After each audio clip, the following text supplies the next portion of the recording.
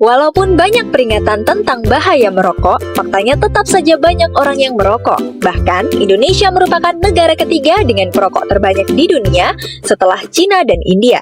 Seperti apa sebenarnya bahaya rokok bagi kesehatan? Ini kata dokter. Ada sekitar 600 bahan yang kalau dibakar bisa menghasilkan lebih dari 7.000 bahan kimia, di mana 69 diantaranya beracun dan bersifat karsinogenik atau menyebabkan kanker.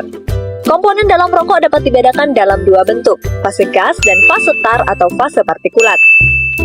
Fase gas adalah berbagai macam gas berbahaya yang dihasilkan oleh asap rokok, seperti karbon monoksida, benzena, formaldehida, hidrogen sianida.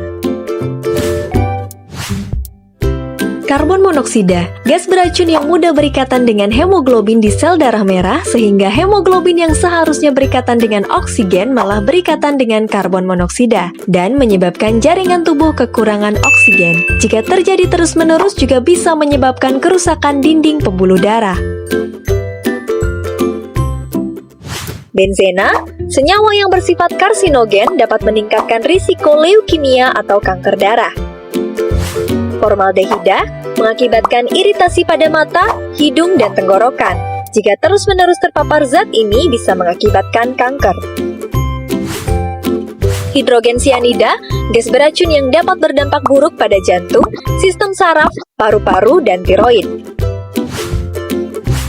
Selanjutnya, fase tar atau fase partikulat, yaitu residu hasil pembakaran rokok.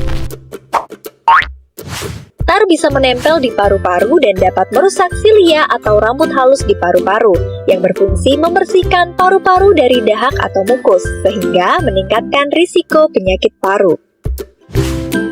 Tar juga bisa menempel di rongga mulut, gigi, ujung jari, dan kuku perokok sehingga menyebabkan warna kuning.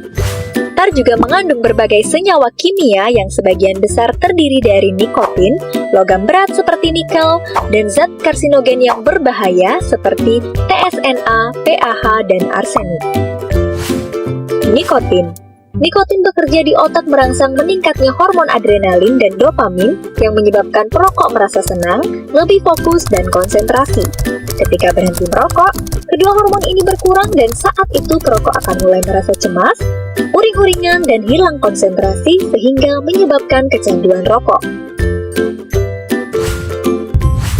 Hormon adrenalin juga berperan memacu detak jantung dan merangsang berkelompoknya sel pembekuan darah yang menyebabkan penyumbatan pembuluh darah. Bila sumbatan berlangsung di otak, akan menyebabkan stroke, di jantung, serangan jantung, di ginjal, hipertensi hingga gagal ginjal, organ genital, impotensi hingga kemandulan, di plasenta pada wanita hamil menyebabkan kelainan pertumbuhan janin, lahir prematur, hingga keguguran. Bahan berbahaya tadi ternyata tidak hanya berbahaya bagi si perokok, tapi juga bagi orang di sekitarnya. Mengapa bisa seperti itu? Begini ceritanya.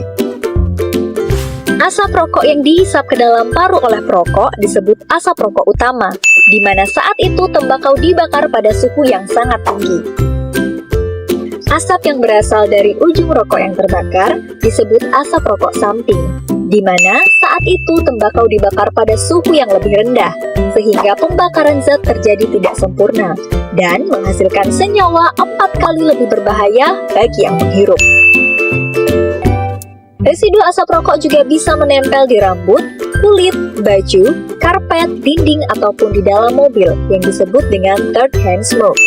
Residu ini bisa bertahan berhari-hari hingga berbulan-bulan dan dapat mengalami transformasi kimia menghasilkan polutan karsinogenik yang lebih berbahaya. Itu hanya sebagian dari ribuan zat berbahaya pada rokok, yang bukan hanya berdampak pada kesehatan si perokok, tapi juga mencemari udara lingkungan dan berbahaya bagi kesehatan orang di sekitarnya. Jadi, lebih baik hindari merokok. Bagi yang tetap merokok, sebaiknya hindari merokok di kawasan tanpa rokok, karena semua orang berhak menghirup udara bebas dari asap rokok. Hai, terima kasih sudah menyaksikan video ini. Jangan lupa like, share, dan subscribe. See you on the next video.